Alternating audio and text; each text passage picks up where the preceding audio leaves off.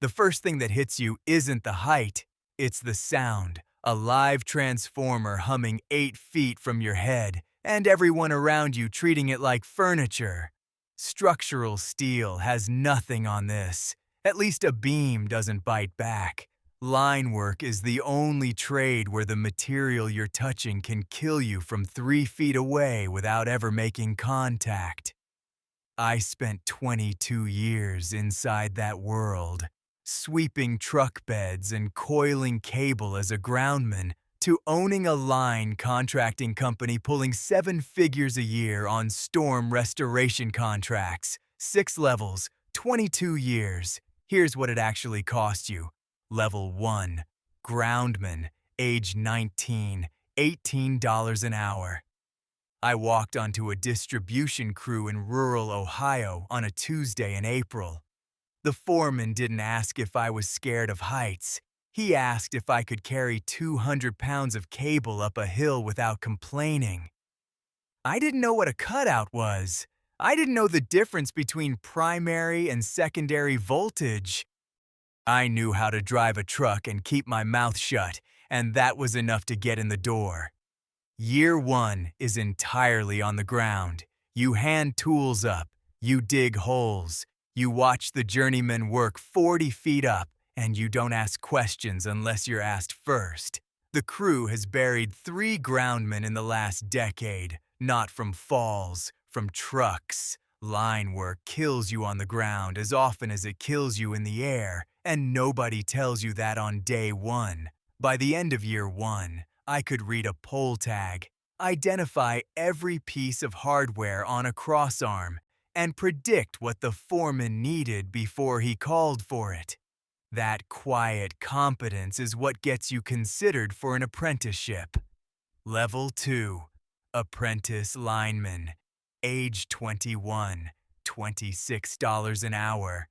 The apprenticeship is 4 years, climbing school first, 2 weeks of learning to hook a pole with gaffs and a belt before you ever touch a live wire. Half the class doesn't make it past week 1. Your calves cramp, your hands blister, and the ground looks a lot further away than 40 feet sounds.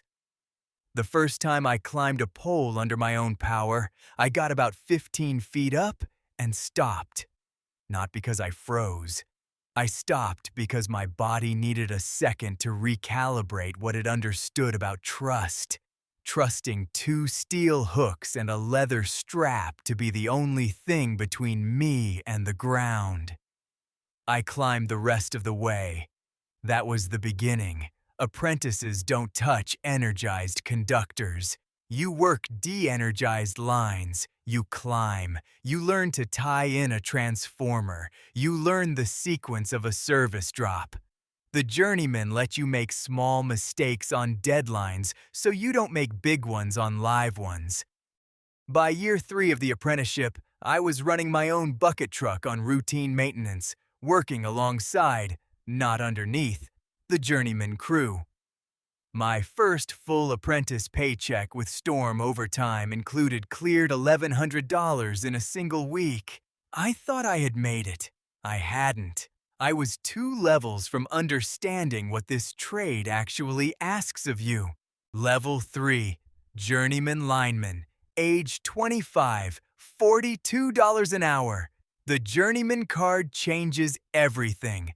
4 years of apprenticeship, a climbing test, a written exam on the National Electrical Safety Code, and then one morning, the business manager hands you a card and you're a full journeyman in the union. The money jumps immediately. $42 an hour in the zone, double time after 10 hours, storm rates that can triple your base pay during a hurricane restoration. My first full journeyman year, working 2 ice storms and 1 hurricane season, I grossed $94,000. I was 25 years old. What actually changes as a journeyman isn't just the pay, it's what you're trusted with. A journeyman works energized. That's the whole difference. You're now doing hot work, live line, bare hand, rubber glove, on conductors carrying anywhere from 4,000 to 38,000 volts, sometimes higher on transmission. There is no margin for a bad day.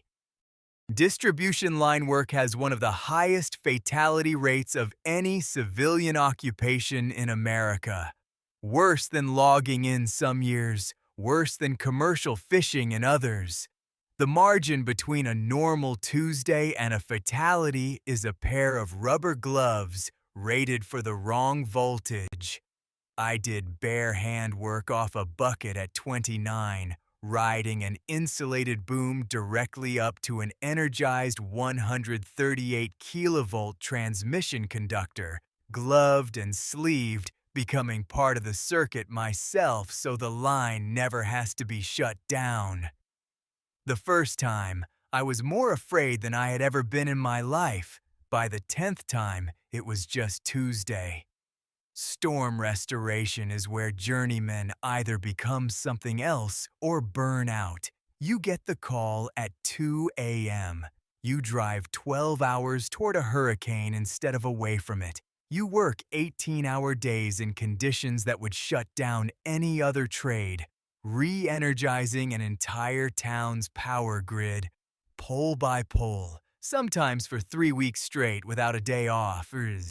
By year 5 as a journeyman, I could read a distribution map and know the restoration sequence before the foreman called it out.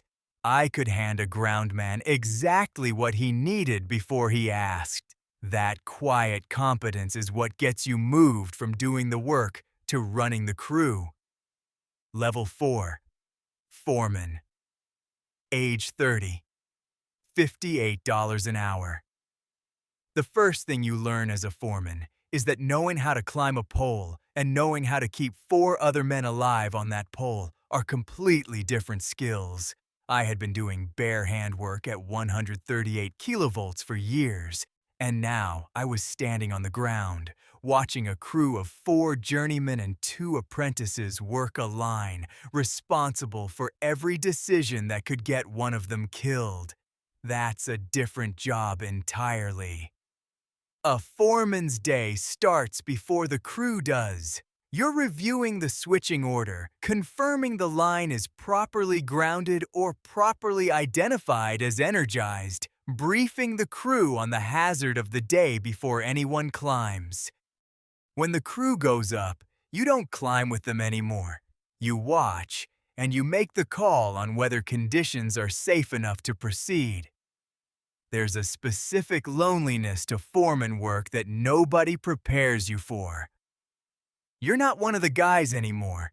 You make the call that can shut a job down when a storm rolls in and everyone else wants to push through and finish. And if something goes wrong on your watch, the question isn't whether you were on the pole. The question is whether you should have stopped it. On a union transmission job, my base foreman rate was $58 an hour, with storm premiums that could double it during a major restoration event. A full year with a serious storm season, I was clearing $131,000. I was 30 years old. I had started at $18 an hour as a groundman. The math laid out like that seems simple. It wasn't. Level 5, General Foreman / Superintendent, age 35, $115,000 a year, salaried. Superintendent is where line work becomes a management career. You're not on the pole. You're not even usually on the job site. You oversee multiple crews across a service territory or a transmission project, sometimes spanning several counties, and you report directly to the utilities operations manager or the general contractor's project executive. Your value at this level is reliability of the grid. Nobody thanks you when the power stays on.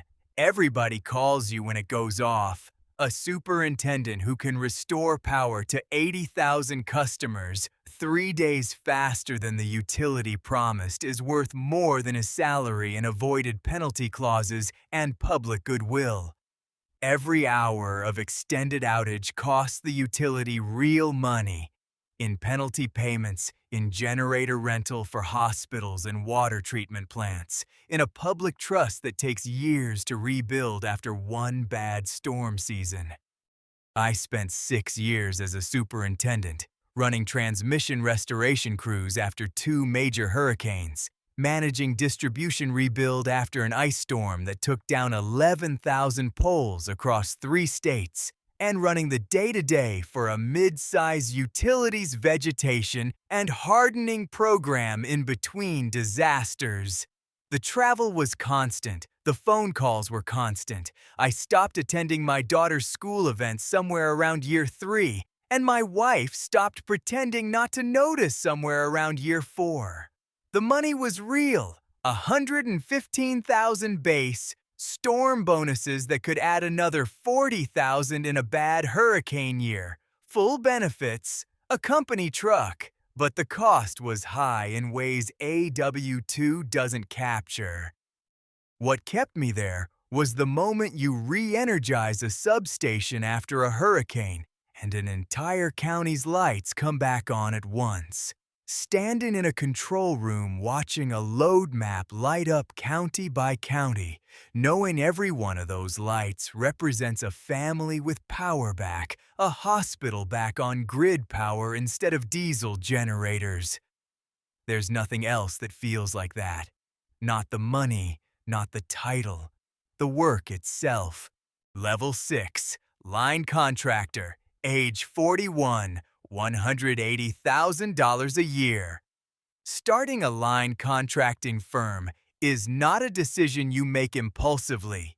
You make it after watching a prime contractor take 40% margin on your crew's labor for 15 years and deciding you want that margin.